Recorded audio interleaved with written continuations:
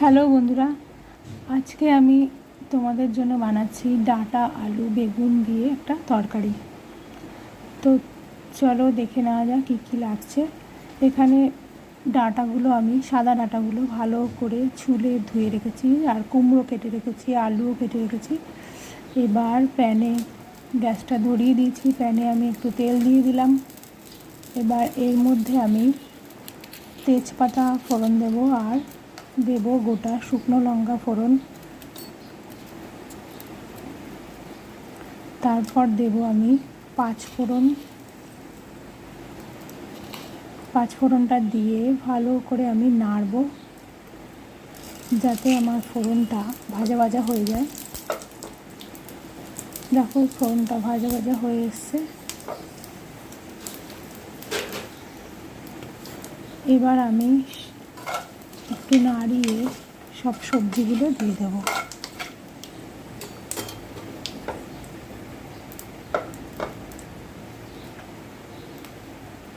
তো দেখো আমি সব সবজিগুলো দিয়ে দিলাম। এখানে আলু, ডাঁটা, কুমড়ো, বেগুন আর আছে মিষ্টি আলু। তো সবগুলো একসাথে দিয়ে ভালো করে একটু নাড়াবো, নাড়িয়ে চাড়িয়ে এর মধ্যে আমি অ্যাড করব লবণ। 1 চা চামচ লবণ দেবো, তোমাদের যার যেরকম পছন্দ লবণ খেতে সেরকম লবণ দেবে। তো আমি এখানে 1 চা চামচ লবণ দেবো, আর দেবো 1 চা চামচ হলুদ গুঁড়ো,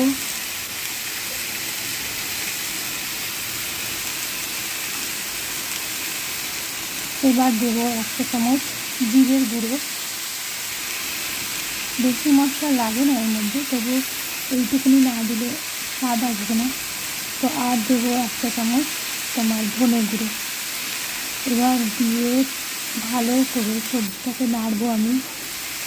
ভালো করে সবজিটাকে মশলাগুলোর সাথে ভালো করে মিক্স করে দেবো।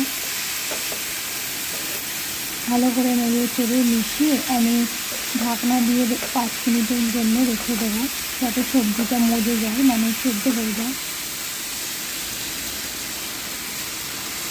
তো দেখো এখন একটু ঢাকনাটা দিয়ে নিচ্ছি, এর মধ্যে সবজিটা সেদ্ধ হয়ে যাবে। 5 মিনিট হয়ে গেছে। 5 মিনিটের মধ্যে আমার সবজিটা দেখো অনেকটা রেডি হয়ে গেছে। তো এবার আমি এটাকে ভালো করে নাড়িয়ে এর মধ্যে আমি একটু চিনি দিয়ে দেবো। মিষ্টি না দিলে স্বাদটা ভালো আসবে না, মানে পানসা হয়ে যাবে। তো সামান্য নামানোর আগে সামান্য একটু চিনি দেবো। তো দেখো আমি 1 চা চামচ চিনি দিয়ে দিলাম। এবার সবজিটা ভালো করে নাড়বো, নেড়ে চিনিটাকে এর মধ্যে মিশিয়ে দেব।